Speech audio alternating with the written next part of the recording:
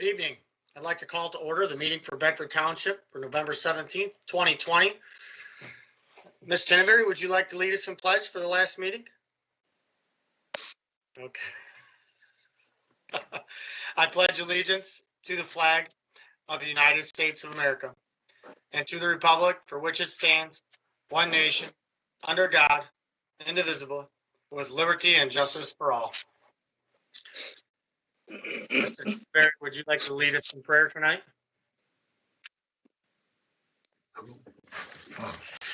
Yeah. Heavenly Father, we pray tonight, first of all, for the healing of our nation in the difficult times that we've all been through. I pray for this board in their meeting tonight as they close out their term of office, that they would make decisions that would be courageous and thoughtful. And I pray for the new board that will be taking office on Friday, that they would embrace the good that was accomplished and they would learn from the past and just serve the public with a servant's heart. And we pray these things in Jesus' name. Amen. Amen. Thank you so much. Number 2 is the approval of the agenda. Move we approve the agenda as presented. Ms. Hirschberger? I needed to remove 2 items off the agenda, 8F and 8G. Those will be brought back in December. Sorry. I'll second it with that amendment if you don't mind. I approve the amendment. Yes, thank you. Okay, any discussion? Seeing none, Ms. Hirschberger, could you please call the roll? Ms. Tinevery? Aye. Hirschberger votes aye. Ms. Jandisek? Aye. Mr. Steiner? Aye. Mr. Montry? Aye. Mr. Peroni? Aye, the motion passed 6-0. Item 3 is the consent agenda. The agenda committee recommends to approve and place on file the minutes of the November 10th, 2020 regular meeting of the Bedford Township Board. B, accept and place on file the general, savings, pooled funds, and CD reports from the treasurer. C, approve and place on file the revenue expense report and balance sheet for the period ending October 31st, 2020. I'll make a motion to approve the consent agenda as submitted. Second. Okay, Sorry. supported by Ms. Jandisek. Discussion? Seeing none, could you call the roll, please? Mr. Steiner? Aye. Ms. Jandisek? Aye. Mr. Montry? Aye. Ms. Tinevery? Aye. Hirschberger votes aye. Mr. Peroni? Motion passed 6-0. Item 5 is comments from the public. Comments limited to 2 minutes for board agenda items only.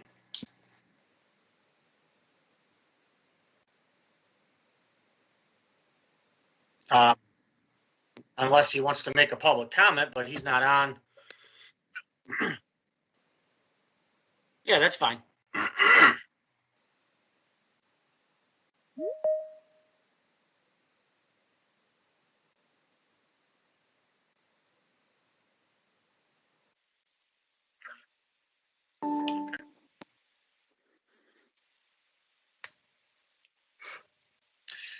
Good evening. Hello? Go ahead, state your name and address.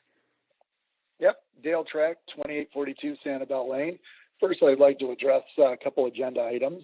Agenda item 8B, resolution to approve the 2021 budget for the operation and maintenance of the Bedford Township sewer system. I'd like to know what the percentage of our increase is going to be. And the second one is 8D, resolution exempting Bedford Township government from the requirements of Public Act 152 of 2011 for the calendar year of 2021. So on 8D, I would like to commend the board right now. From what I understand, that you are very close to compliance on following the state health care law. And over time, that's going to save hundreds of thousands of dollars to the township.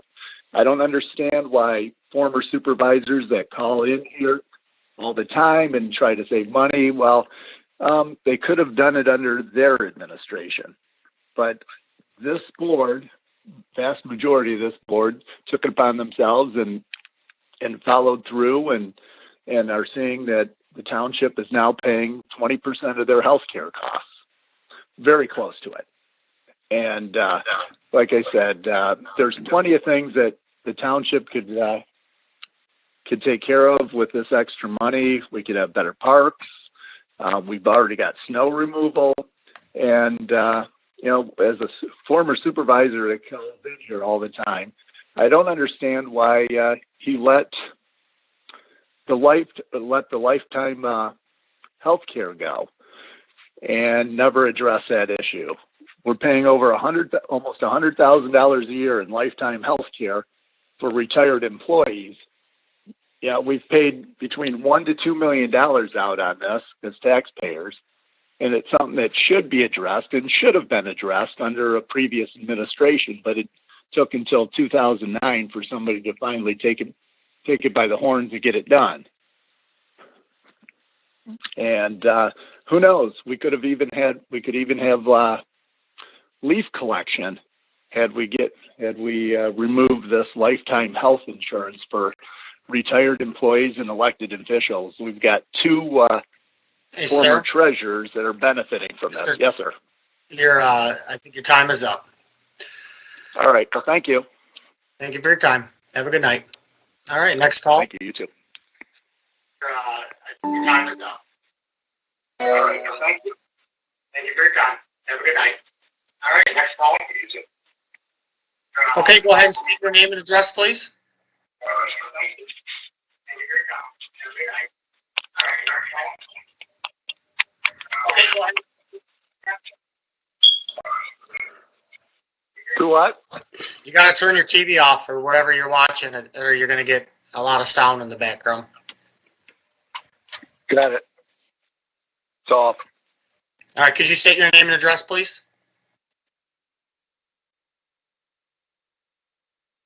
Hello, sir.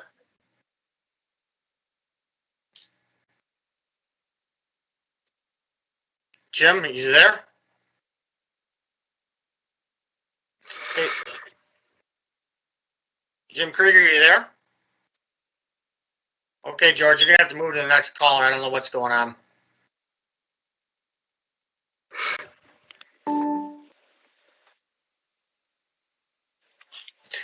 Good evening. Go ahead and state your name and address. Gail Kane, 1056 West Temperance, and I'm calling regarding 8H. I'm happy to see that Nancy's here this week and that our attorney, Mr. Camprath, is there. It's my understanding, and I understand the concerns of the public in trying to keep ourselves at somewhat of a civil development stage here in this township. We're well beyond that, but what I think the public needs to have is good information that's informative. We had the master plan put into place in 2015, and it created this Ag 2 in an attempt to allow people to be the mini farmers. That should actually be taken all the way across, all the way to the Erie state line to help keep us from having extensive, heavy density zoning. But people I don't think they fully understand, and we have Manick and Smith involved in our planning department as well with Lucy Fortin, and she's helping them to see things in a different light.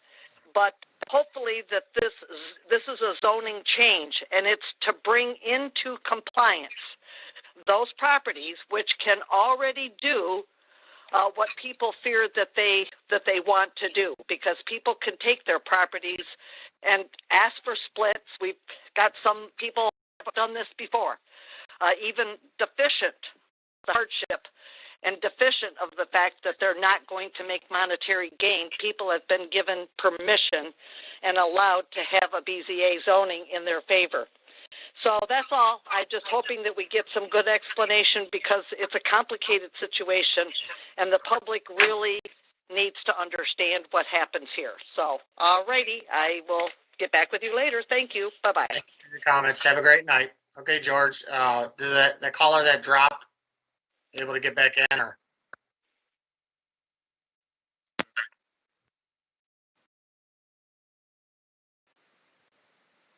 Okay.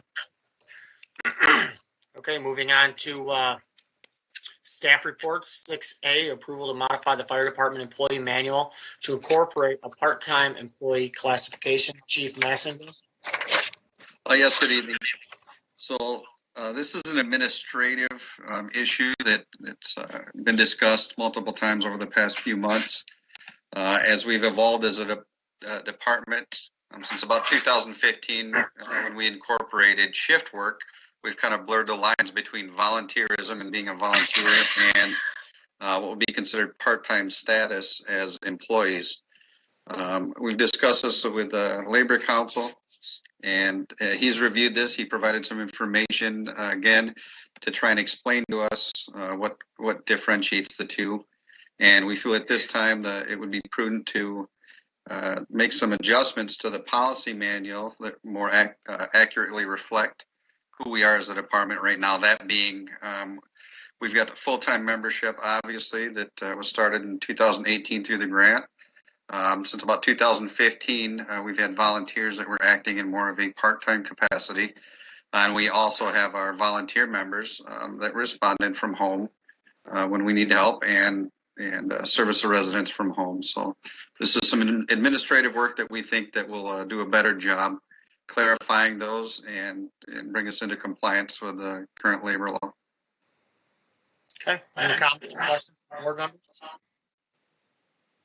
Ms. Tenneberry? I'm wondering, I mean, I don't have any objection. I got the agenda item, but is there a reason why we didn't get the wording, the actual wording change? The wording change for the that was in the policy manual, you mean? Well, we request approval to make modifications to the fire department employee manual. So yeah, I mean, that isn't the employee manual approved by the township board? I mean, you just started out with administrative, but I mean, is this something that the board doesn't approve the wording? So the wording was sent to the board, I believe, last Wednesday for review. Let me hold on a second. Let me pull it up. So yes, so that was the wording changes and some explanation was sent to the board last Wednesday for review. Sent to the board through what process? Email? It was emailed to the board, yes, ma'am. Okay. On Wednesday, 11/11. I did not see it, so in fact, I don't have it here. So. Mr. Steiner? Just a couple quick comments. I had a conversation with the chief regarding this and want to just clarify for everyone. One of the biggest things that he's working on here is to ensure the compliance with labor laws. We know that can be a sticky issue if you don't take care of that. This also helps us with our ALS requirements for advanced life support requirements to be able to meet those just to stay as a ALS service instead of a BLS or less. There's no financial impact. This is strictly more to realign the jobs and the titles of what they're and responsibilities of what the employees are doing. The way the titles are today, it may not completely align with their actual functions, and this also helps to bring their functions in line with their current titles. So that's all I want to say on that. Okay, any more comments, suggestions? Okay, seeing none, I look for a motion. Mr. Supervisor, I'll make a motion to approve the modifications to the fire department employee manual to incorporate a part-time employee classification. Also, to incorporate this part-time employee status into the combination career/paid on-call department to clearly define the roles and thereby ensure compliance to the labor law. Second. Okay, motion and supported by Ms. Januzak. Discussion? Seeing none, could you call the roll, please? Mr. Steiner? Aye. Ms. Januzak? Aye. Ms. Cinnaberry? Aye. Mr. Montroy? Aye. Hirschberger votes aye. Mr. Peroni? Aye, the motion passed 6-0. Item 6B, approval to create 2 additional full-time firefighters, paramedic positions. Chief? Yes, so this is right in conjunction with the previous request. We have been working for a number of years on a balanced system where we are, again, utilizing the full-time, now incorporating part-time and volunteer firefighters into a system that is affordable and provides good protection for the residents. With a SAFER grant, we were able to bring in 4 full-time firefighters on that 3-year trial period. And as we began speaking about a year and a half ago, with the millage request that was presented in August and approved by the voters, we understand that to fully round out this system, we needed to create 2 more positions. So this is kind of the first step in a couple-step process. We would like board approval to go ahead and create 2 more full-time firefighter paramedic positions that we plan to bring back to the board in the near future. Budget-wise, and we provided some long-term budget projections based on the clarification we received with the millage approval. We think it would be prudent now to go ahead and fill these positions on or around January 1st, depending on when the pay cycles fall. So we'd like to bring this to you now, request approval, and then bring it back in early December when we can fill the positions. We have been working towards that and believe that ultimately, if approved tonight, we're going to have qualified internal candidates with which we can fill those positions. Okay, comments, questions from board members? Mr. Steiner? Again, just a little bit of a clarification cleanup. This is also part of the same conversation I had with the chief. The starting salaries for these positions are right around $20.47 an hour. And this is also part of his current and future budget planning, so there won't be any surprises. It's already part of his budget plan. That's correct. Any more comments? Seeing none, I look for a motion. Mr. Supervisor, if I could take that one on as well. I would like to approve the fire chief to create 2 additional full-time firefighter / paramedic positions within a department. This will also help us maintain our 24-hour advanced life support coverage in both the East and West districts, and will again also keep us in compliance to remain an ALS service. And it also is in his budget. Okay, we have a motion on the floor. Support by Ms. Janusik. Any more discussion? Seeing none, could you call the roll, please? Mr. Steiner? Aye. Ms. Janusik? Aye. Mr. Montrose? Aye. Ms. Tinneberry? Aye. Hirschberger votes aye. Mr. Peroni? Aye, and the motion passed 6-0. Item 6C, approval to eliminate the administrative position of fire inspector and replace the position with a full-time firefighter position. Chief Massengill? Yes, so this would be the last component of kind of some restructuring that we're doing. I believe a couple of years ago, when Captain Steinman was brought forward as a fire inspector, we discussed the fact that there would be operational assignments that were involved in that. By and large, we're a different department than we were back in and around 2000 when the administrative position was created.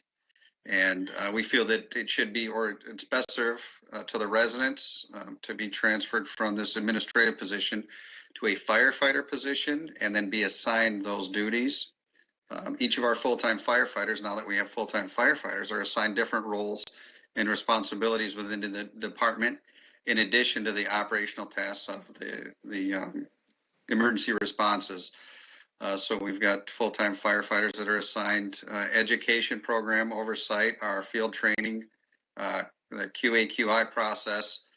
This is just to clean up the process and make this an operational position.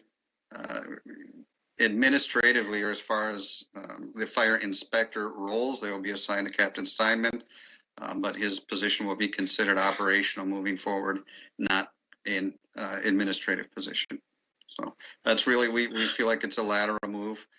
Nothing should change as far as, his hourly wage and compensation, things like that. It's more so to just clean up and more accurately reflect what he's doing on a day-to-day basis. Hey, Ms. Kinneberg? Well, I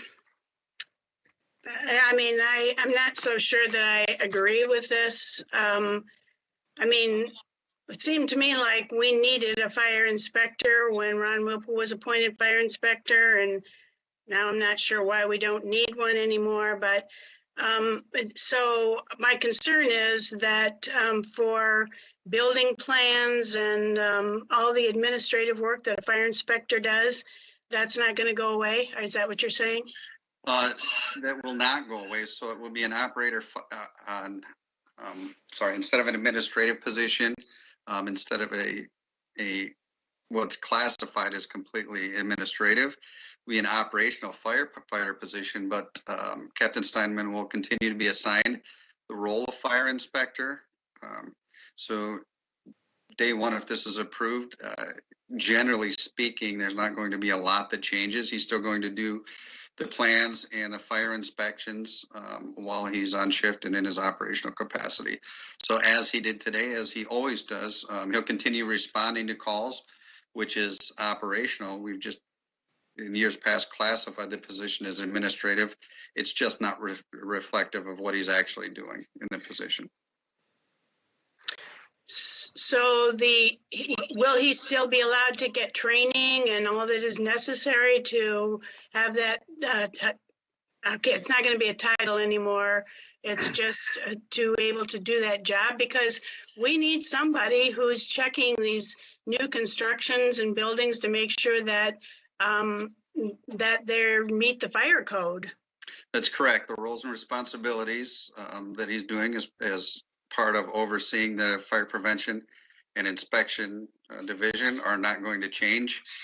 Just as an operational firefighter, he'll be assigned the same roles and responsibilities with regards to the inspection and the prevention. And you can assure me that his income will not change. That's correct. Yes, it's the same. It'll be the same rate. Well, I still don't understand it, but that's fine.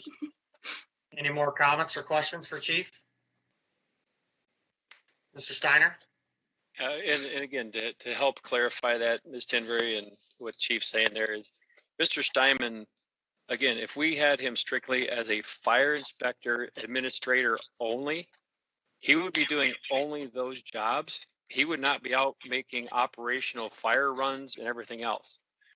That's the way that title was originally set up. That title did not require the operational portion, which Mr. Steinman has continued to do ever since he took that role on. So I think the chief is just trying to align his responsibilities.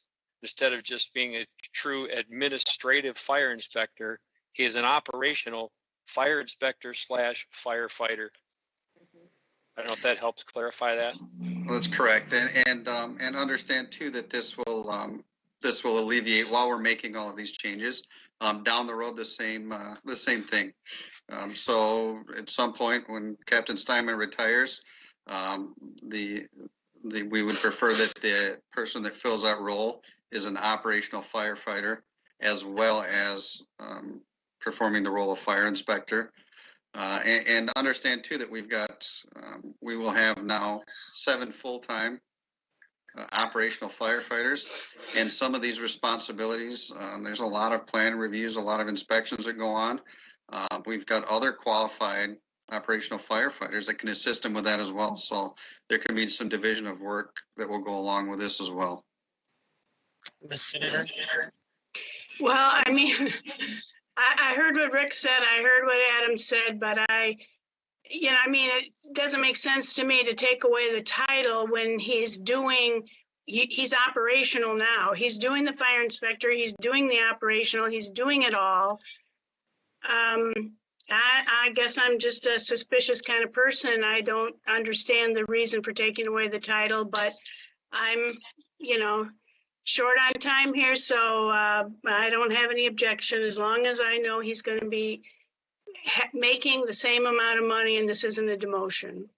That's correct, and he will still be the fire inspector for the township.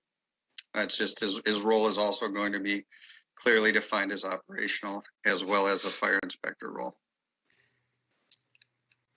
Okay, I look for a motion.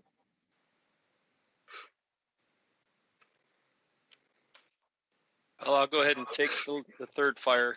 I'll make the motion to respectfully request the approval to eliminate the administrative position of fire inspector and replace the position with a full-time firefighter position within the department. Again, this also better aligns the job title with the actual responsibilities associated. Captain Steinman, in his role, would be a full-time person under operations and not administrative. And he would also remain with the function of Bedford Township Fire Inspector and perform all those duties and oversee that as well. I'll support it. Okay, we have a motion and support on the floor. Any more discussion? Okay, seeing none, Ms. Hirschberger, could you please call the roll? Mr. Steiner, Aye. Mr. Peroni, Aye. Mr. Montroy, Aye. Ms. Tinneberry, Aye. Ms. Jandisek, Aye. Hirschberger votes aye. And the motion passed 6-0. No unfinished business. Moving on to new business. Item 8A, vouchers for payment. Ms. Hirschberger? I'd like to make a motion that the following vouchers be approved for payment. General fund in the amount of $59,192. Fire district, $18,055.34. Police fund, $668.79. Park fund, $211.11. $23.09. Transit system fund, $13,177. Library fund, $939.74. Sewer O&M fund, $432,774.76. Trust and agency, $200 for a grand total of $525,541.83.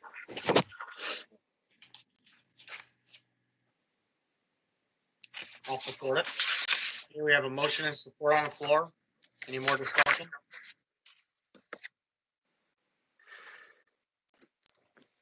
Okay, seeing none, could you call the roll, please? Hirschberger votes aye. Mr. Peroni, Aye. Ms. Jandisek, Aye. Ms. Tinneberry, Aye. Mr. Steiner, Aye. Mr. Montroy. Aye. Okay, the motion passed 6-0. Item 8B, resolution to approve the 2021 budget for operation and maintenance of the Bedford Township sewer system. Tim Singo, Deputy Drain Commissioner, is on the phone. I was able to meet with him today for quite some time to go over this budget. So he's here to explain it to us and answer any questions. Go ahead, Tim.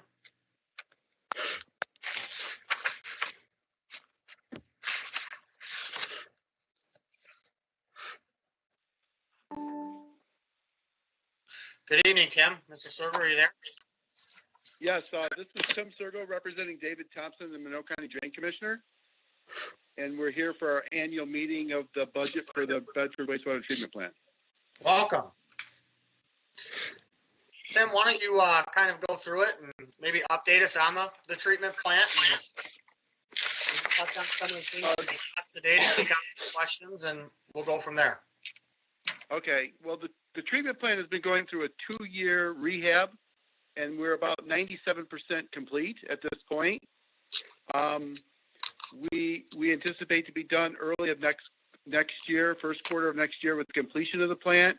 So for the last 2 years, the budget has been very difficult because of moving numbers and constant changes. And of course, we've had to treat the sewage 24/7, 365 days a year, which we have done successfully, and we're almost to completion.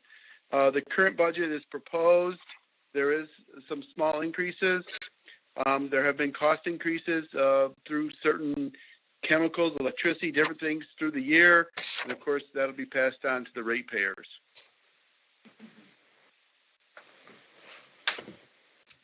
Anybody have any questions, Mr. Sturgo?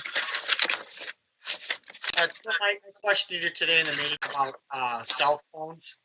Could you explain why we spend $22,000 a year on cell phones? That is not just specifically cell phones. Okay, communication. Basically, it's communications. I probably will realign that line item. Telephone, this is the same format we've been using for 25 years. But basically, all of the Bedford Township pump stations and major infrastructure are all interconnected with the internet so that we can monitor and make sure the system is operating correctly. Okay, very good. Ms. Tinnevery? So Tim's last statement was that will be passed on to the users. So what are we looking at? Do we know what the increase is going to be? We have a tentative schedule with the bond issue because this is through a SRF from state funding at a 2% financing for 20 years. As soon as we get the final construction cost down to the exact dollar, that'll be calculated into the rates, and there will be a company that will help us and the township review the rates and make sure that we're charging appropriately to pay back the loan. Okay, but this billing amounts, this is the total here, and our on the agenda is 450,560. What was it last year? What are we? How much are we? I think it was 432,000 and some change, if I remember correctly. So it is a little, and that's a bi-monthly billing. So it's increasing about 18,000. I think that was the number. Every 2 months. Round number. That's an increase. That's an increase every 2 months, correct? That is correct. Mr. Steiner? Yeah, the part of the question was already, one of the questions was already asked about what that actual increase is going to be. I did just want to ask Mr. Sergo, and I know some cost changes are expected at some point. I see chemicals went up approximately 17,500 in the budget process. Audit and legal went up 5,000. Insurance, I sort of get that one. A couple of big ones though: outside contract services 35,000, and then vehicle equipment and rental another 20,000 over previous year.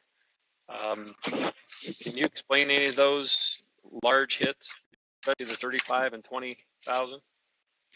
Yeah, basically, we look at the previous year, and in this case, we look at the previous full year, which was in 2019, which is the first year we start construction. So we always base it on the previous budgets and what we actually spent. We anticipate that we are going to see some softening of cost because of all the automation we're doing at the plant, and that was also part of the engineering projections. So we won't start to see those full numbers until the 2021 with all the new processes and that we're proposing and are working currently, some of them. So we see some changes coming, but we always base the budget based on actual numbers from the previous 2 years. Because I see back in 19, you had that one line item at 198,000, and projected 2020 is 130, yet 165 for the 21. So yeah, down from 19 up for 20. Yeah, we see that numbers will be going down in 2021. It is in the budget, but it doesn't mean it has to be spent.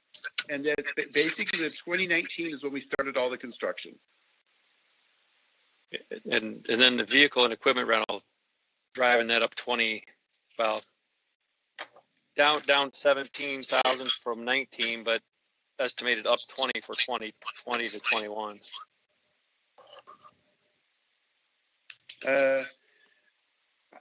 I don't remember the exact reason for that increase. I'm sure that was a projection done with our accountant based on previous cost.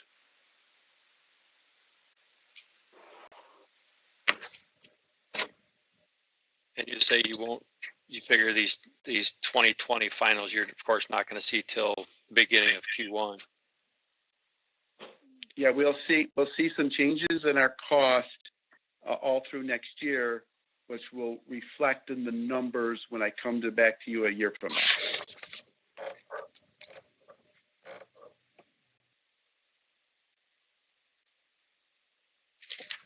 That's sort of like state revenue sharing, you're trying to budget to an unknown. That is correct. Okay, any more comments or questions for Mr. Sergo? Seeing none, I look for a motion. Ms. Tinneberry? I move that we approve the proposed budget for the operation and maintenance of the Bedford Township sewer plant and system for the calendar year 2021. Support. Motion in support of Ms. Janizek. Discussion?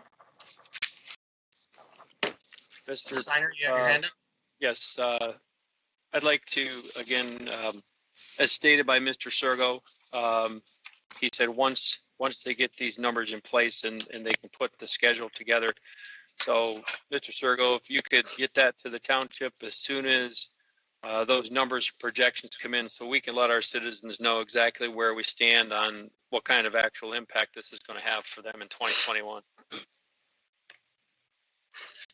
And Mr. Sergo, also, need to discuss future planning as far as putting money away for future, cost and expansions or future plans. Is there, I'd like to hear a plan for that as well. How we're going to fund that.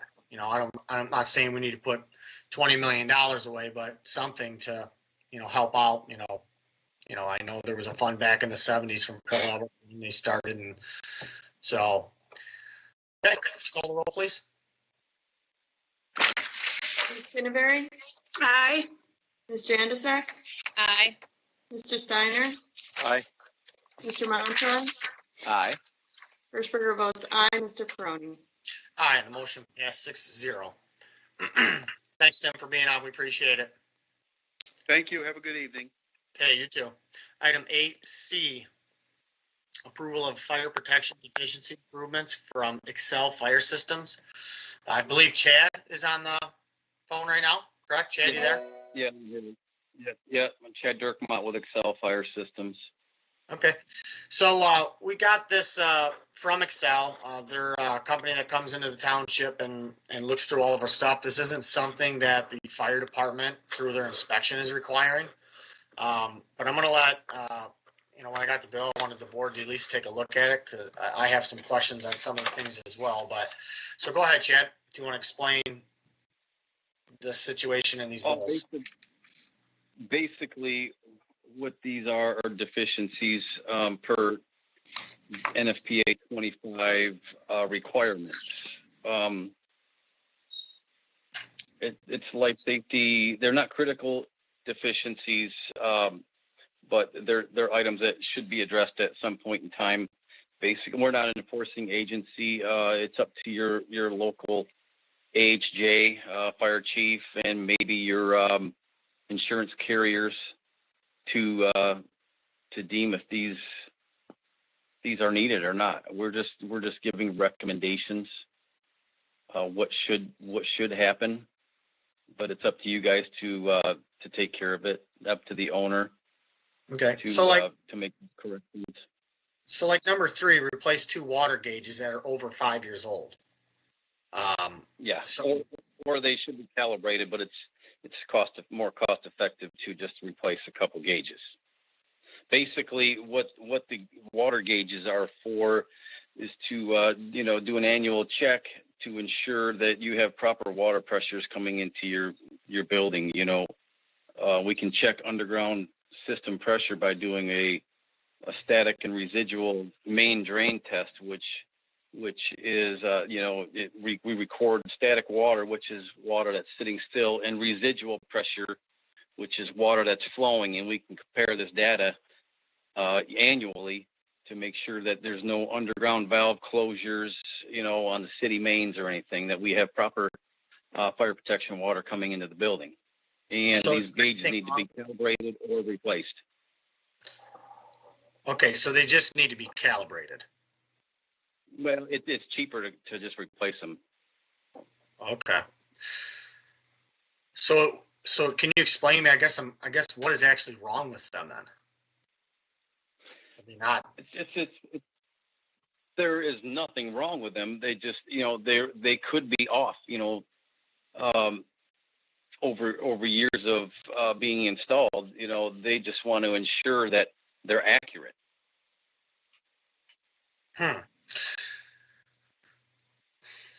Okay, does anybody else have any questions, Ms. Tinberry?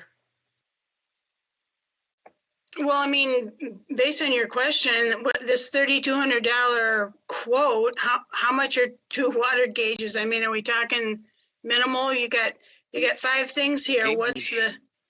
Go ahead. Gauges are minimal. Okay, the internal inspection is pretty invasive. That requires shutting, impairing the fire protection system, and we have to tear into the piping to internally inspect the interior of the piping to ensure that there's no blockage from microbiologically influenced corrosion, which happens to static water that doesn't move. Piping in the sprinkler system is just basically like a water tank. This stuff sits still, and things over the years tend to corrode and cause sludge buildup, which could pose blockages, of a sprinkler head or something in case something were to discharge, was needed in an emergency situation. Yeah, that's what I was thinking. It's minimal of the 5 different things. Yeah, those items 3 and 4 are minimal. Item number 5, we need to proper audible notification of a fire event. If that horn and strobe isn't functioning, who's going to know if there's a fire? Right. Yeah, that makes sense. And number 2 is the testing of the fire department connection. So if there was a fire in the building, the fire department would hook up to a hydrant, run it through their pumper truck, and feed the building with additional water to help fight the fire. So we have to test this connection to ensure that piping integrity is there to withstand the pressure of that pumper truck pushing 175 psi of water into the building. Well, I'm a penny pincher, but I'm also a person that likes to have insurance, and so I don't see any problem with this $3,200 bill for protection of the Taj Mahal. It is, and your sprinkler system is a life safety device, and we need, you need to make sure that it is up to snuff. Right, I agree. Anybody else have any comments or questions? And Ms. Hirschberger, you said this could come out of the building maintenance fund we created last year? You're muted. I said if we needed to, we could take it out of that fund. That's what it's for, improvements that we need. Okay. That was my only question too, is where we're going to take this from, whether it's buildings, grounds, building maintenance, et cetera. So we'll have to put that in as a budget line cost. Well, that's exactly why this board created that fund. This is an unexpected cost, right. So we might as well use it for that. Anybody else have any comments or questions? Chief, did you want to weigh in on this, or? Not trying to put you on the spot. I know this isn't your category, but. Yeah, generally speaking, while I'm not an expert like the gentleman, the maintenance and the upkeep of the sprinklers and the NFPA code for sprinklers requires this type of stuff from time to time as part of preventative maintenance to make sure that the system is going to work if we ever need it. So I think that generally speaking, it's something that needs to be done. I think the chief said the NFPA, if we're going to have requirements by NFPA, we certainly wouldn't want to have an issue within that building and then insurance find out that we didn't have a claim if we ever had one. Okay, I'll look for a motion. Ms. Tinnery? I move that we approve the October 15, 2020 quote from Excel Fire Systems in the amount of $3,240 for the fire protection deficiencies that need to be accomplished as quoted on the document. I'll second. Could you guys add in there of where we're going to take the fund out of? That's where I was going to go next with request maybe a friendly amendment that we do direct this cost toward the building maintenance fund. I'll go along with that, but that's Trudy's job, so she would do a great job in figuring that out, but I will go along with the friendly amendment. Okay.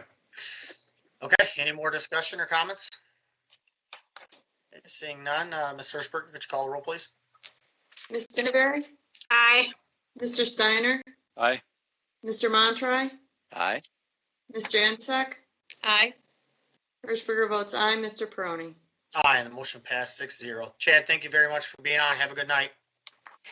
All right, thanks, everybody. Thank you. Okay. Item 8D, resolution exempting Bedford Township government from requirements of Public Act 152 of 2011 for calendar year 2021. Ms. Hirschberger?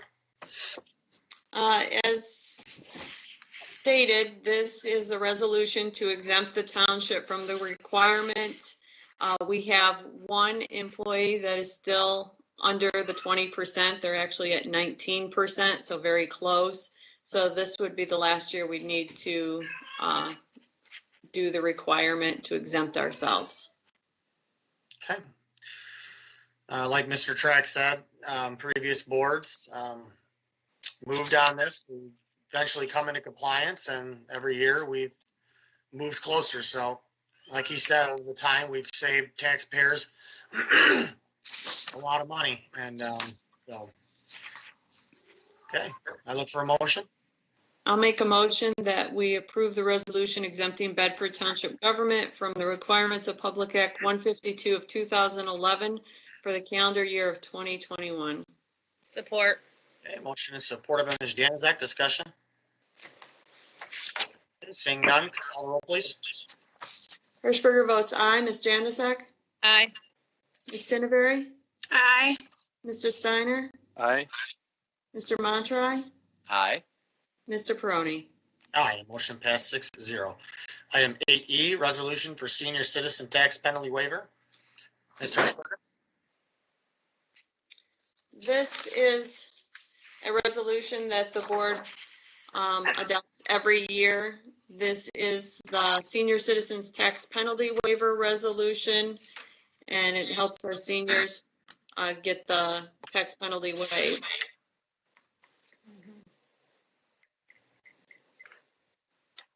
Any comments or questions? Seeing none, I look for a motion. I'll make a motion to approve the resolution as presented for 2021. I'll second and just make a suggestion that we should also state, though, that it is the senior citizens tax penalty waiver resolution for going into 2021. Can I just comment that it says 2020 at the top? I didn't know if it was an end of the year thing or was for, but it says 2020 at the top, so. Okay. I can adjust that and get that to Trudy. Okay, thanks. You're welcome. Okay, any more comments, questions? Could you call the roll, please? Ms. Janusik? Yeah, aye. Mr. Steiner? Aye. Ms. Tinneberry? Aye. Mr. Montroy? Aye. Hirschberger votes aye. Mr. Peroni? Aye, the motion passed 6-0. Skipping the last two to item 8H, ordinance amendment to create an Ag 2 agricultural zoning district and to adopt the amended zoning map. Ms. Tinneberry, you've been on planning and been a part of this for a long time, and so if you could. Okay, don't use the long for, I mean. Well, first of all, I'm going to start out by thanking Gail Keene for calling in and making that statement as a member of the public.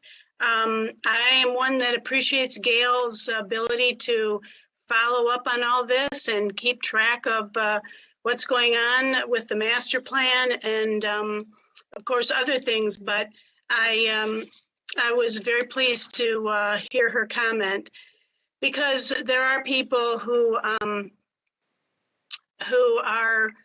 seem to be opposed to this, but the Planning Commission in October had a public hearing, and the purpose of this is to bring the master plan into compliance.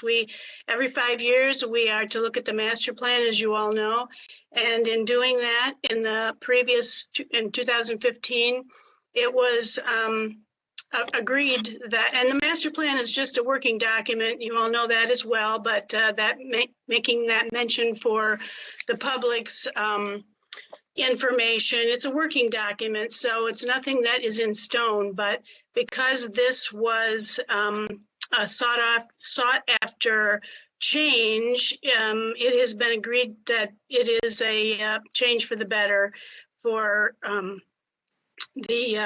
Bedford Township. It's been an ongoing process, and part of it was to bring into compliance several of the parcels that are included in this designated area. There were 755 notices mailed out by the planning department, which was mailed to every property owner in that designated area. And it's important to note that the letter explained and outlined the master plan and this Ag 2 zoning district that it would allow in the way of minimum requirement frontage and area changes that would bring about 600 parcels into compliance. There are many parcels in that area that do not comply with the ag zoning, the regular agricultural zoning, which is 330 feet of frontage and 5 acres. And many of those parcels out there were not in compliance. So the changes were made for that reason. There are no changes being implemented by the township on any of the properties, and no use changes are being made. This is an administrative change, but it's not changing anyone's use or any current status. Because if you're ag zoning, you're still ag zoning. Changes to the property will only be made at the request of the property owners, which means if someone who is in this zoning wants to divide their property, which we all believe in property rights, and so if they want to divide their property to comply with this Ag 2, then that's up to them. The township is not going to implement any changes. So 120 of the parcels meet the minimum 330 feet frontage and 5 acre requirements. So out of 755, only 120 are truly ag zoned. The rest have, like Gail said, gone and gotten variances from the Board of Zoning Appeals or however that happened, but their parcels don't fall into that 330 feet of frontage. The adoption of the Ag 2 ordinance amendment would bring those other parcels into compliance, those that are non-complying into or closer to compliance with the minimum requirements of the zoning district. And again, every 5 years we have public meetings to allow people to come to talk about the master plan, and the planning department and the planners meet several times with regard to this. So this isn't a quick thing. This has been going on for quite a while, for many years. And we did have a public hearing in October. We did have people call in who were not in agreement with this. But out of the 755, I think there were 29 people, 20 people who called in, and others who wrote in that they were not in agreement, which ends up being a very low percentage out of the 755 parcels. So that's the explanation of why we're here. And the planning department has done a lot of very difficult work on this, and the planning commission moved to send it to the board for your consideration. Mr. Steiner? Just to add a little bit to what Ms. Timbery said, the one thing about, and it actually was brought up by Ms. Keene also on her comment time. Now, a lot of this can go before the Board of Zoning Appeals when some of these parcels have been created that are currently less than the 5 acres or less than the 330 foot of frontage. Also, there's some parcels out there that obviously were split prior to the Zoning Act when all that went into effect quite a number of years ago. Probably not a whole lot, but some of them were, because they were carved out for family use or splits. And I don't know if Nancy will want to add anything to this, but we also remember that some of these properties at one point, they talked about creating the ag estates, which would allow very large parcels by acreage, but also had very limited frontage, and thereby they were able to create a private road on narrow frontage that went back and then opened up into extremely large acreage and create a number of parcels, again, where people wanted to build on, 4 or 5 acre estates, as they call them. That was enacted, and that really turned into be a nightmare for everyone involved, property owners, etc. So that sort of went away, and this is, I believe, when they did the 2015 master plan, this is what they envisioned would help alleviate some of those issues and still being able to utilize those properties. One of the things that if someone does want to split their parcel, today they can go to the Board of Zoning Appeals. Of course, there's no guarantee they'll get their variance, but if they do get their variance, they would have their variance to create the smaller lots based on a set of variables. The way zoning appeals works, every case has its own information, own set of problems or issues or whatever, and why the owner's requesting those splits or changes on that property.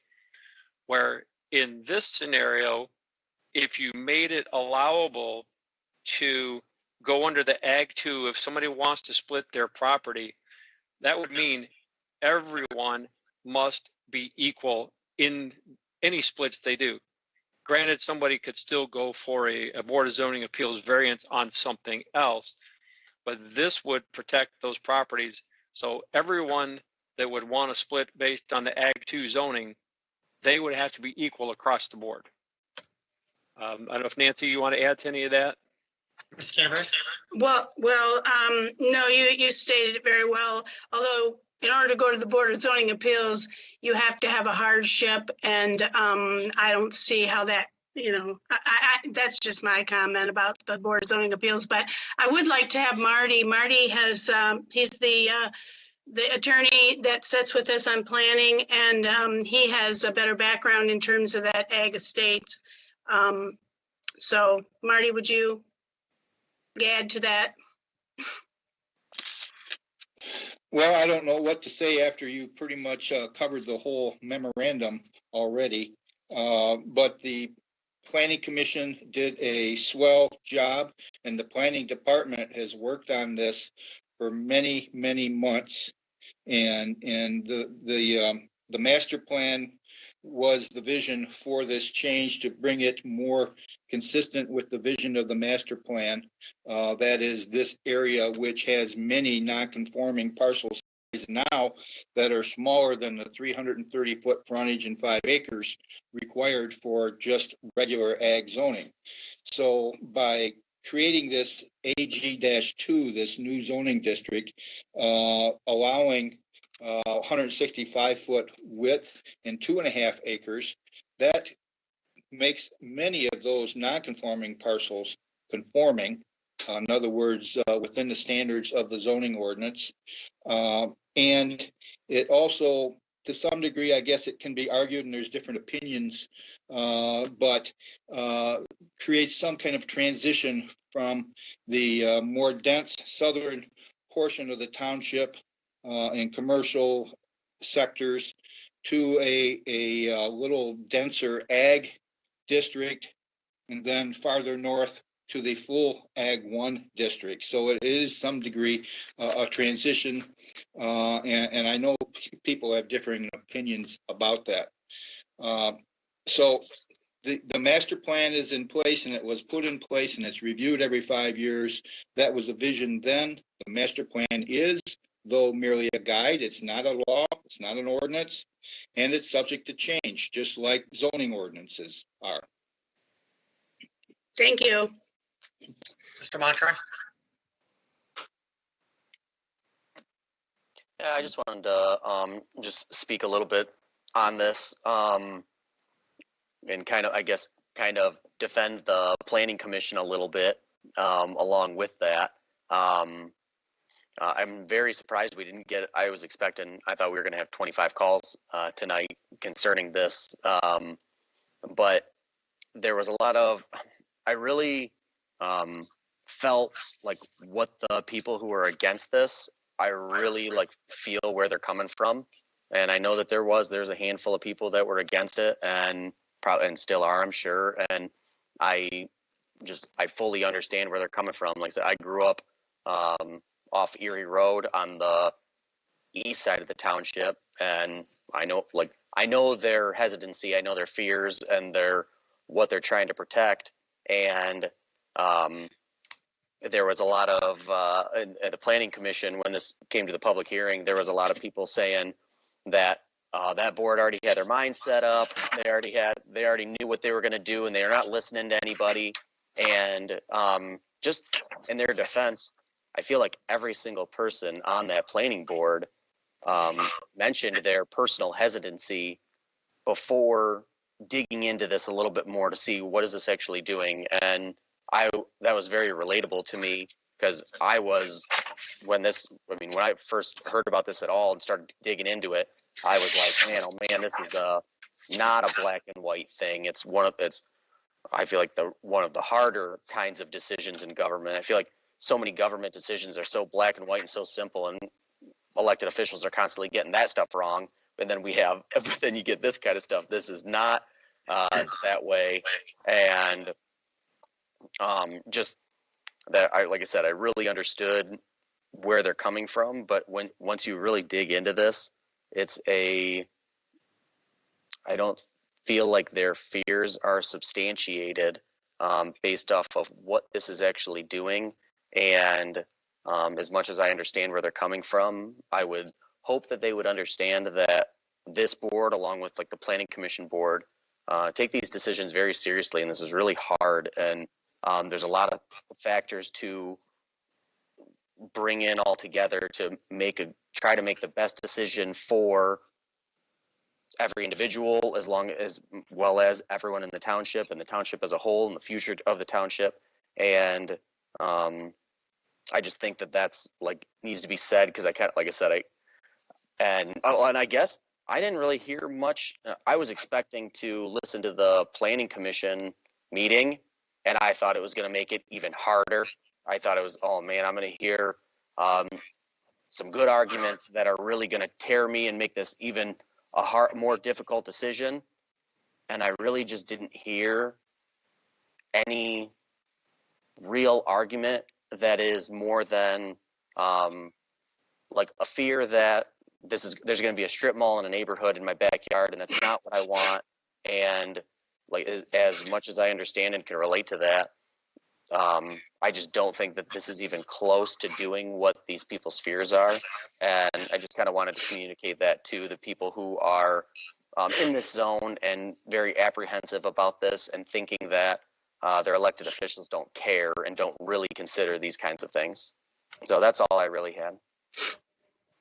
Ms. Sainer? Yeah, I just, in defense of the public, I have to say the difficulty with this whole thing and others like it is these people, 755 letters went out.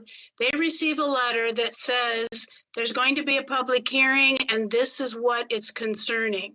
So they haven't been around since 2015 maybe, or paying close attention, watching every planning commission or coming to when you could do that. So they get this letter and it does throw fear into them. And I totally understand that. They don't know how much time the planning commission and the planners and the planning department, especially as Marty said, have put into this many, many, many months and even years. And so what they hear is a culmination of what we've all been talking about for a long time. And so sometimes we fail to go into further detail about how we got there and because it's a meeting and we want to get the meeting over and we all know it and we don't think about educating the public. And that's been part of my whole purpose in public service is, sometimes I ask questions, I already know the answer, but I want the public to hear because I've heard from people and anyway, they have been fearful, but I agree with you, Craig, to put their fears aside. This is not going, as I mentioned in their memo, it's not going to change anyone's use or how they want to use their property unless they choose to sell and break off. And then there might be, but it's not going to be the density that they're fearful of. And I think that as they live through it, they'll find out that, maybe they just became alarmed at the sound in the letter. So just wanted to say that. Nancy, as you stated about the fear of density, this is actually something that could prohibit that density from ever happening. Yes. Because somewhere down the road, somebody might say, let's create a brand new master plan. Oh, let's take this entire area and let's call it R2 or R2A or something. Now you do have large developments. So if you've already done this and people start to have a few smaller parcels at 2.5 acres, give or take, maybe 2.5, 3, this will really help prevent that sprawl. Correct. And just one last note, and Mr. Camperth, if you could help me clarify on this one. I know that you've been at zoning appeals meetings. Mr. Goldsmith as well have stated under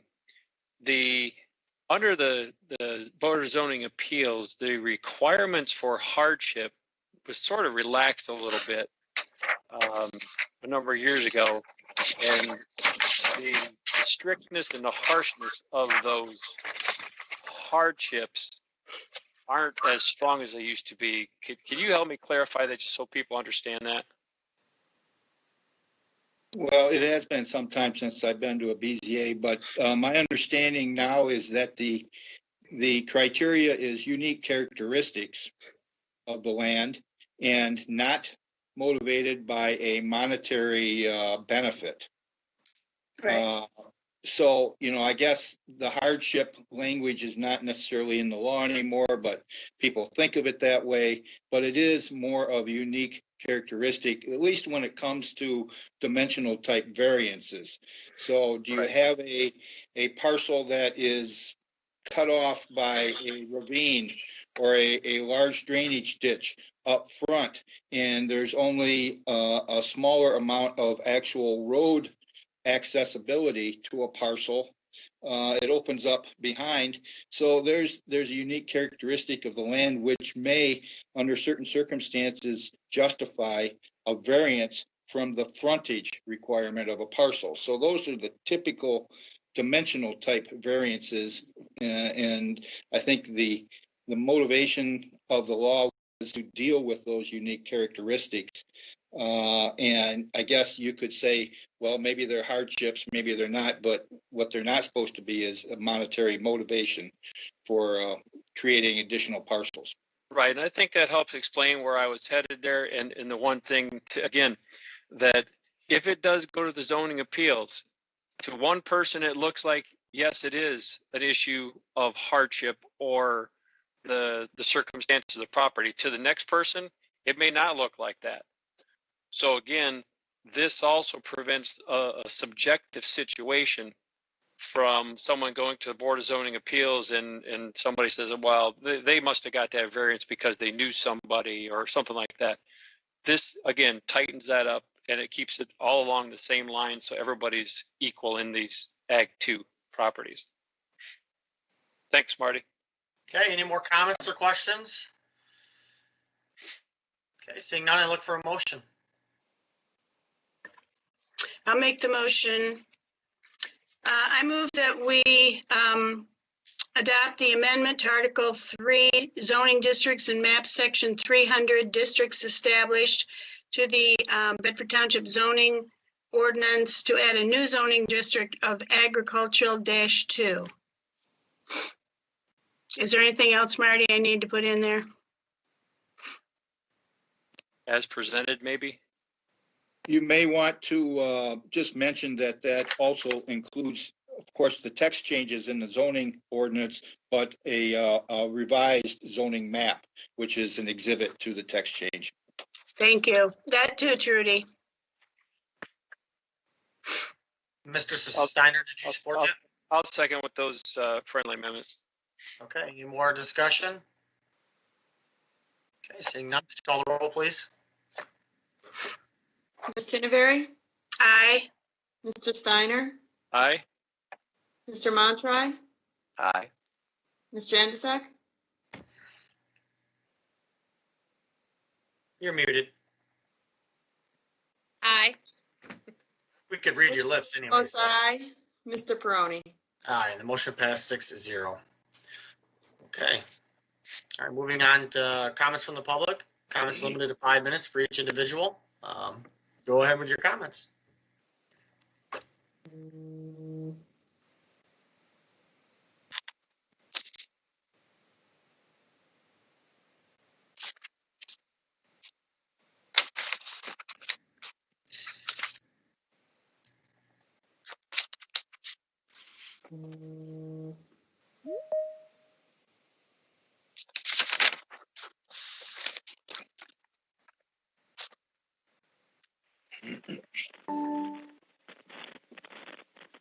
Good evening. Go ahead and state your name and address.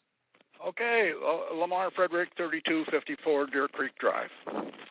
Again, I ask what's transpired respecting the grievance that was filed against the township several months ago. I'll tell you real quick, it was dropped, Mr. Frederick. I got an answer for you a couple days ago from our legal department. Oh, well, at least now I know something's there. I was just waiting for something to come up on the time. It takes time to go agenda. through these things. Let's go ahead and go through your comment. Well, no, now that you're telling me that you've interrupted me, when I first brought this to attention, when I first brought this to the attention of the board, not even some of the board members didn't even know it had been filed. Mm-hmm. So what I'm concerned about is whether or not you've negotiated a final arrangement to this grievance, and if so, have you put it on the board agenda so that the citizens of this community, as well as the board members, know what's happening? Number two, what's going on in front of the township hall with all this dirt and stuff being moved around? If this is the landscaping program the supervisor talked about in a recent meeting, I'm here to tell you that putting rocks in place of mulch does not, and I repeat, does not reduce the amount of work for keeping weeds and invasive, unattractive plants at bay. Every year, the maintenance of a rock system requires the use of Roundup or other herbicides to keep the weeds under control. We don't need to have these environmentally sensitive chemicals used around Township Hall where citizens and young children are present, particularly since Jackman Road School is right next door. For your information, there's just enough dirt and dust and crap and corruption that ends up between the rocks, and that in turn supports weed growth and in turn, a poor picture over time.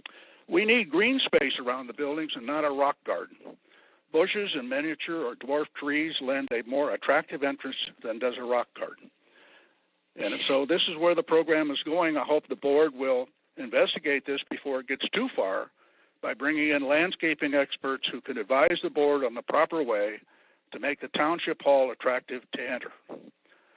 Lastly, earlier a caller came in and was talking about health programs, and he was talking about the retirement programs. Well, for union employees, there is a collective bargain agreement in place, and Article 24 and 25 of the collective bargaining agreement is what controls with respect to the relationship with the township and its employees over those programs. Thank you very much. Thank you. Have a great night. Okay, Ms. Keene, go ahead with your comment. State your name and address. Okay. Go ahead and state your name and address. Yes, Dale Track, 2842 Sanibel Lane. Yep. Go ahead with your comment, sir. All right.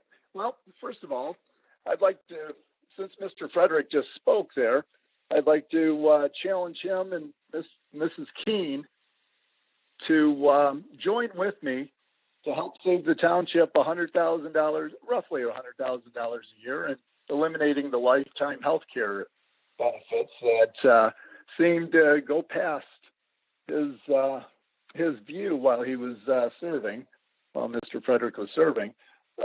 Perhaps we can start using that $100,000 per year to beautify in front of Township Hall.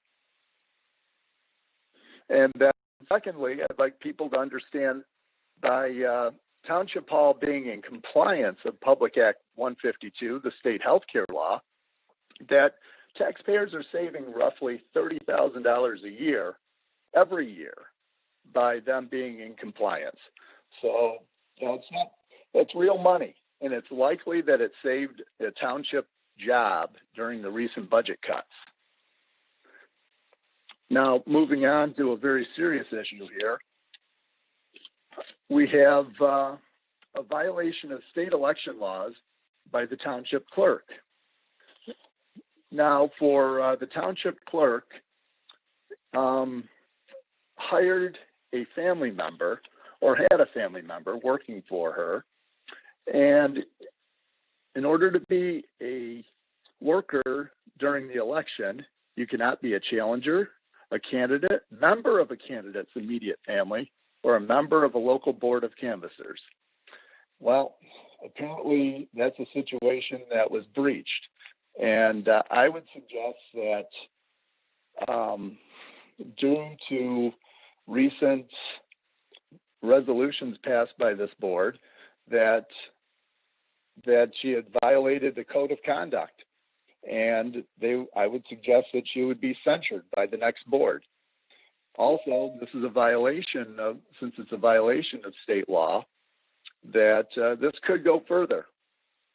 So, you know, this is something, if I was a candidate in the recent election, or even in the primary, I might have a problem with something like this, because I'm not saying anything necessarily nefarious went on, but I can understand that things could have the look of impropriety by having somebody close working in that office. And there's reasons for that. So the impropriety doesn't show itself. There isn't the appearance of impropriety. So, and lastly, I'd like to thank Mrs. Tinaveri for her service to the board, service to the community. It's greatly appreciated. You're going to be very, very much missed. And I can't tell you how much I really appreciate your service. And thank you, and go into retirement, and may it be long and healthy. Yeah. Thank you. Okay, thank you for your comments. Have a good night. Any more callers, George? Okay. Thank you for your comments. Have a good night. Me, Go ahead and state your name and address. it's Gail Kane, 1056 West Temperance. First off, Mr. Whipple, I believe, had another title. He was also a fire marshal. So, Ms. Tinneberry, I think that may have been in part why they had him in an administrative situation. Secondly, I want the public needs to know that whoever the board person is that is in planning gets to vote, not only at the planning level, but at the township level. So we need to pay close attention to this assignment in the next round. Thirdly, the township, are we to assume that as our population goes up, our sewer fees will also be going up?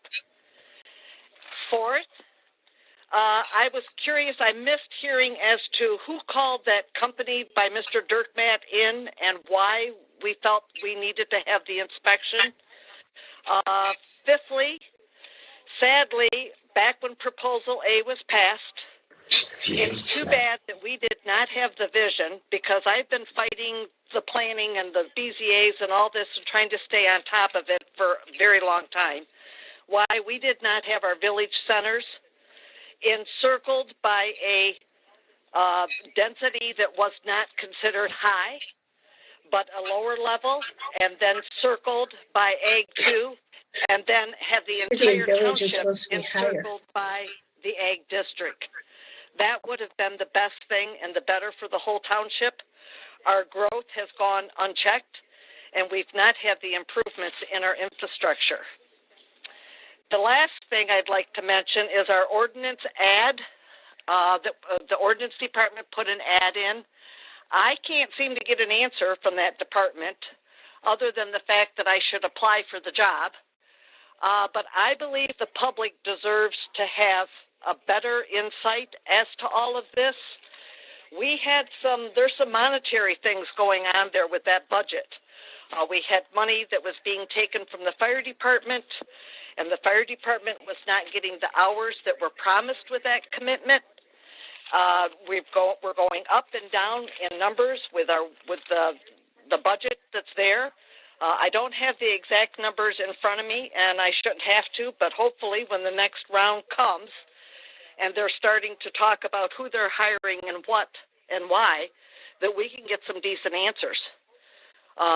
The residents, the township is not in the business of providing a service unless we're going to pay for it with a tax. We're general law. And that's not the job of the township. The job of the township is to assess properties. We pay our taxes, and that's it. You come here and live, and you get to say things. Finally, the one thing I do want to mention is I'm not real certain why our CFFR member, Mr. Dale Track, brought my name into this.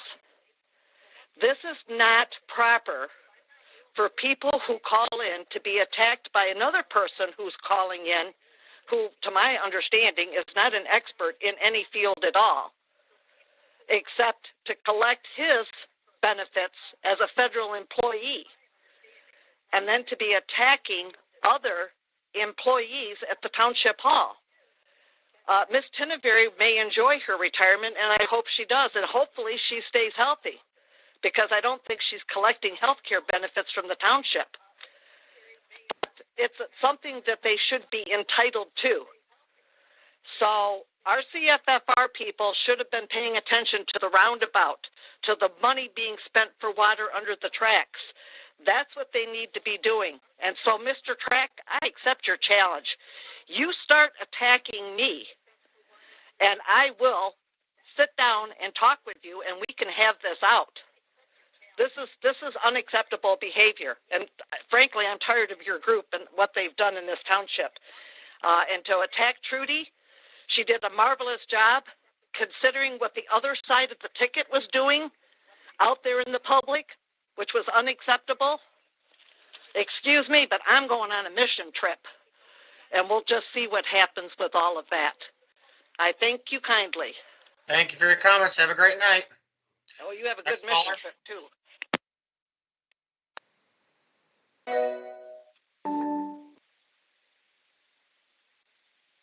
Okay.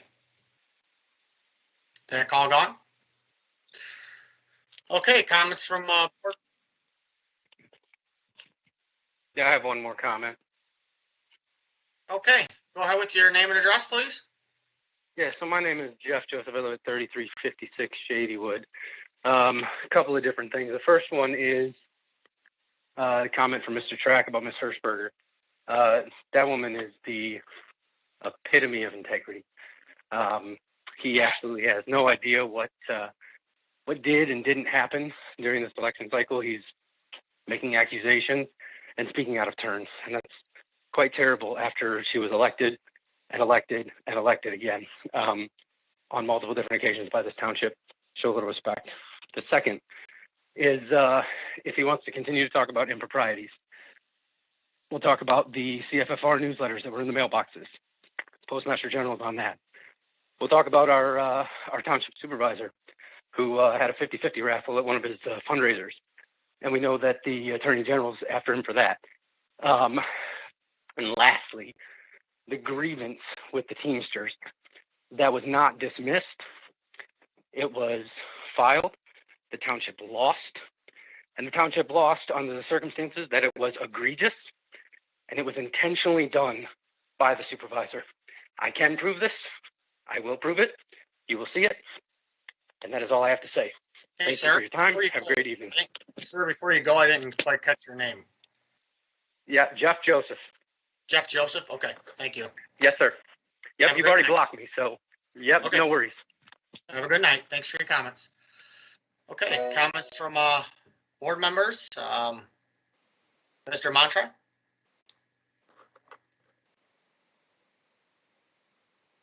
Yeah, I just wanted to read a letter written to his constituents from a state rep of Colorado, House District 39, Mark. I'll make sure you can hear me. Mark Baisley. He wrote a letter to his constituents I just read this evening before the meeting. I just wanted to read it. The celebration of Thanksgiving goes beyond mere tradition. Thanksgiving is a national day of remembrance for the remarkable story that gave rise to liberty on this continent. When we gathered on the last Thursday in November as a national day of thanksgiving and praise to our beneficent Father, as established by President Abraham Lincoln in 1863, we will certainly all have the COVID-19 pandemic on our minds. The appropriate role for government in a health challenge is to provide an accurate understanding of the situation in order to assist families in making informed decisions. It's important for Americans to realize that, in spite of their good intentions, neither a governor, a president-elect, or any elected official has the constitutional authority to restrict the number of family members who gather in your home. You have a constitutional guaranteed right of assembly and association, specifically protected by the First Amendment. And for many Americans, Thanksgiving is also a religious holiday, a time to gather with family and thank God for his blessings. And your right to the free exercise of religion is similarly protected by the First Amendment. America has been through many other tough times and medical epidemics: smallpox, yellow fever, Spanish flu, cholera, etc. And the Constitution is not suspended because of a pandemic. As the U.S. Supreme Court so long ago affirmed, the Constitution of the United States is a law for rulers and people, equally in war and in peace, and covers with the shield of its protection all classes of men at all times and under all circumstances. No doctrine involving more pernicious or malicious consequences was ever invented by the wit of man than that any of its provisions can be suspended during any of the great emergencies of government. Such a doctrine leads directly to anarchy or despotism. With that, I hope that everyone has a very wonderful, healthy, and memorable Thanksgiving. I have. Mr. Steiner? You're muted. Okay, thanks. I just want to state, Ms. Tinbury, somebody said you'll be missed. I don't think so. But you know I'm kidding. I say that with a kind heart, Nancy. I worked with you for quite a few years at this point. Some, on the township board directly, other when you were on township board, and I might have been on committees or commissions. So I've come to know you well, Nancy. We didn't always agree, but I can tell you one thing. You treated me with respect, and I treated you with respect, whether we disagreed or agreed.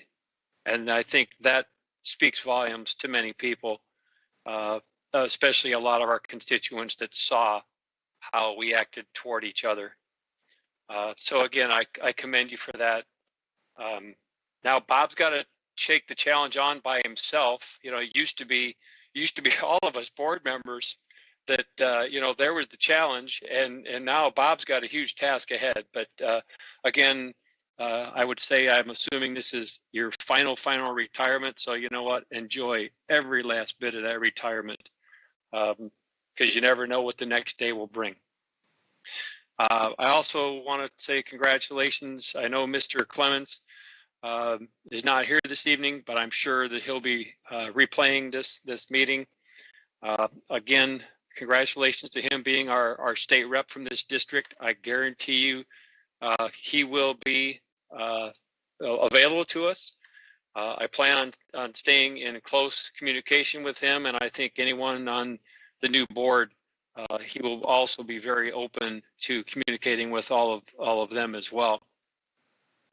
I want to congratulate the incoming new board members, which is going to be Mr. Brewing and Mr. Gore. I hope you guys, and I think you are, ready to hit the ground running. We've got a great township, and granted, there's always room for improvement. I will say that this township is far ahead of many, many other communities around the area and around the country. Last but not least, I know that a couple months ago I started investigating a little bit of some of the upcoming commissions and boards that will have availabilities. I really would like to see us attract some new people, some new ideas, some new voices, some new blood, and really dig in. And I think that, again, not everybody fully understands what each one of the boards and commissions do. If you don't know and you think you have an interest, call any one of the board members and we can tell you what those boards and committees do and what they're about, tell you when they meet, things like that. I guarantee sometimes people sit back and say, well, I wouldn't be qualified for that. But there's many times I guarantee that you can be qualified because you don't have to know 100% of everything that takes place in that commission. You will learn and you will bring other ideas from your own experiences. Just real quick, the last part of that. So Planning Commission, I know we will have one opening. There's one person that has a first term ending, which could be renewed. Board of Zoning Appeals has one which could possibly be renewed. Compensation Board, that has one term that is ending at December 31st of this year. So that will be one that could be a new person. The Fire Committee, we have a first term and a second term person. They expire toward the end of this year. Again, there's options potential for renewals. But again, each one of those people also has to want to continue to serve. So don't hesitate to still put your applications in. Same thing with Fire Appeals Board. There's two partial terms that came on. They're eligible to renew. There's a good chance they'll renew because they were brought in as partial so we could have a staggered board. And then the Lewis Avenue Development Authority, there are 3 people that are on the end of their second term and 2 people on the end of their first term. So if you feel any inkling to get involved, please do so. You can find a way to apply through our website.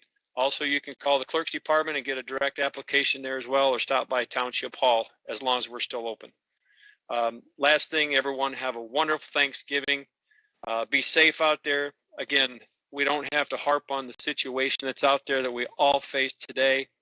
Do what you know is best for yourself and for your family, and take care of one another. And happy Thanksgiving. Thank you. Thank you, Mrs. Tinneberry. Well, thank you, Rick, for those kind remarks. I have appreciated working with you and for all these years, even more so than, well, I don't think Trudy. I think I've worked with Trudy back from the time I first was elected. So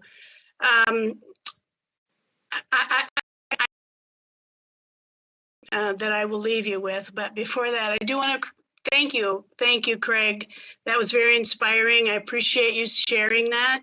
That meant a lot to me, and I wholeheartedly agree. My family is my world. My Christian family is my greater world, and I know that cutting ourselves off from people is more. It's more of a problem, more harmful than getting together with mass. So thank you for that. And I want to congratulate each of you as well for being reelected to another 4 years. I only ask you as a wise old woman to work together well. I think this board in the last 4 years has done amazing things.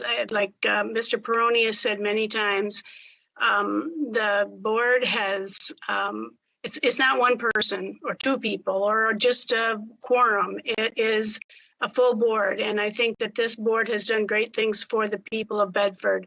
It's always been my desire to make sure the people are served. And I have to disagree with the one caller to some extent.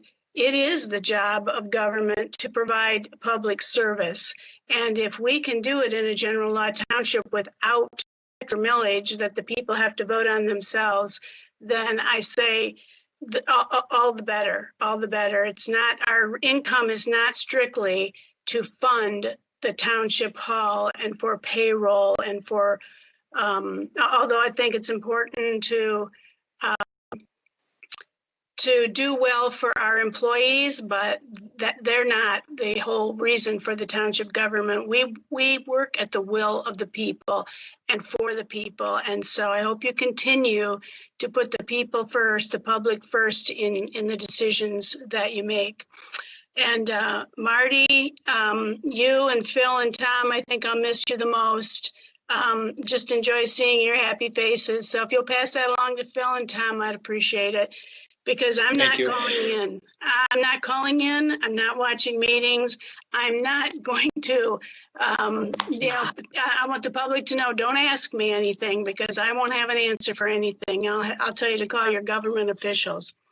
So now my one complaint is, I know Friday's my last day at noon, or my last time for serving, but I still want a meeting for the Secor Stearns intersection, whether it happens or not. We need to slow the speed down. I'm still getting emails from people. The one gentleman that emailed me for several years has passed away. And it breaks my heart to think that he will not see any redemption to his request. His wife is still with us, so I'm hoping that we at least have a meeting. I keep hearing it's not going to happen. The state is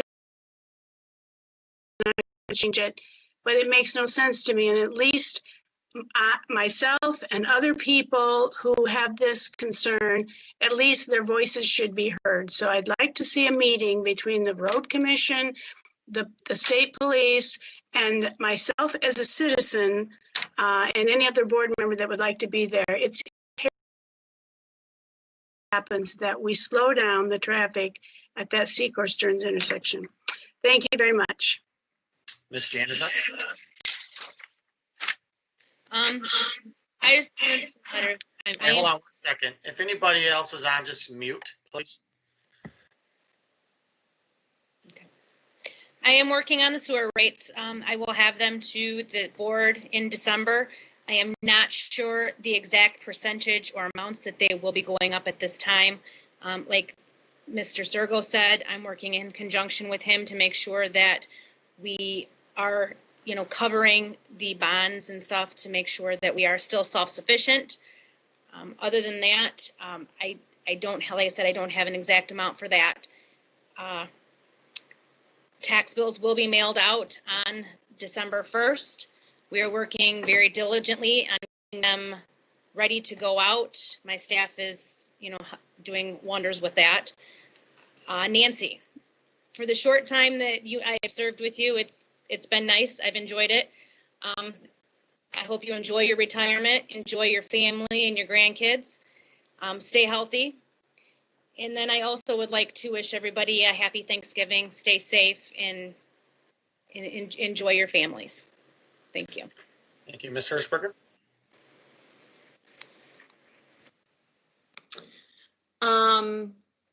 Just want to let everyone know, like it's been said before, drop off your applications for boards and commissions. It's out on our website, or you can stop by and pick that up.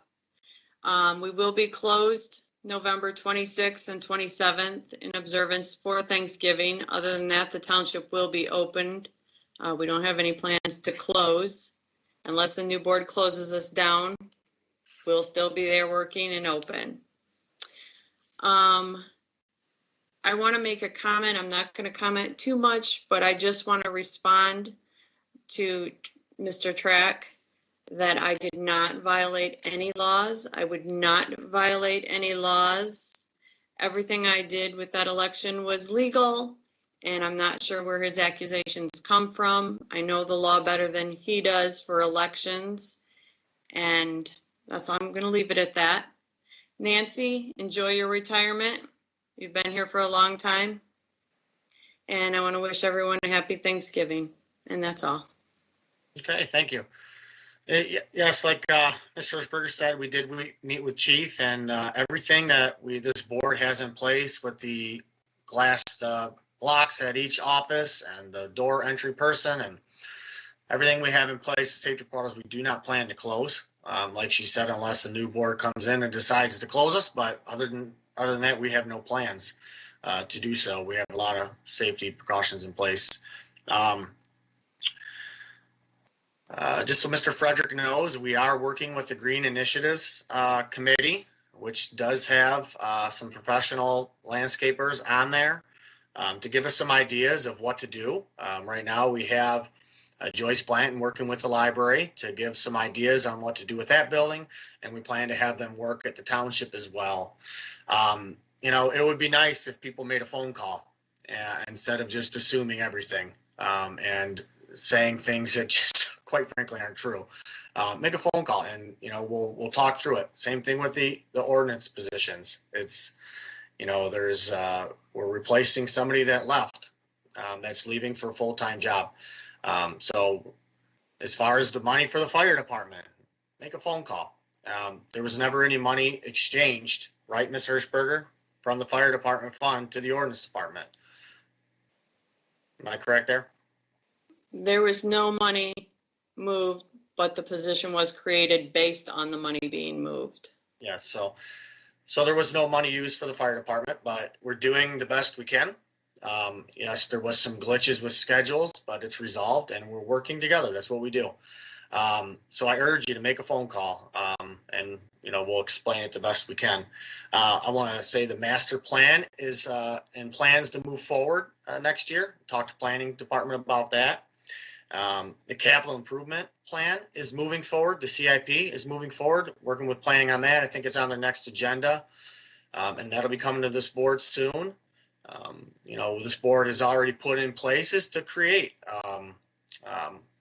a maintenance fund within the township, so we can have improvements like that, so we don't have to have surprises.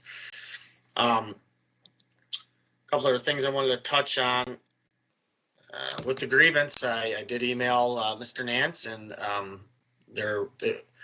yes, I was in the wrong. I shouldn't have brought in a seasonal worker on a Saturday to have 25 church volunteers work. I should have asked one of the full-time guys first. It was a mistake I made, and I apologized for it. And at the end of the day, we didn't have to pay out any money for overtime for the maintenance workers, so it's been dropped. That's all there is to it. I mean, don't see a need to put it on the agenda and discuss it. Yes, I was in the wrong and we'll move forward.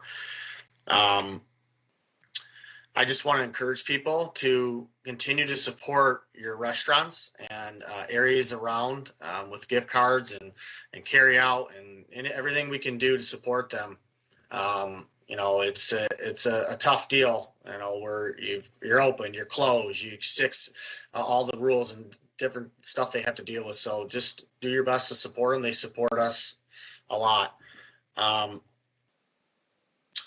We are looking for a couple of more people that are willing to do snow plowing in the wintertime. We do have our 4 regular seasonal people coming back, but we would like to get a couple more. We are looking for somebody for the front door. One of our employees is moving over to ordnance seasonally. So we are looking for one person, I think, to sit at the front door 20 hours a week, if you're interested in that.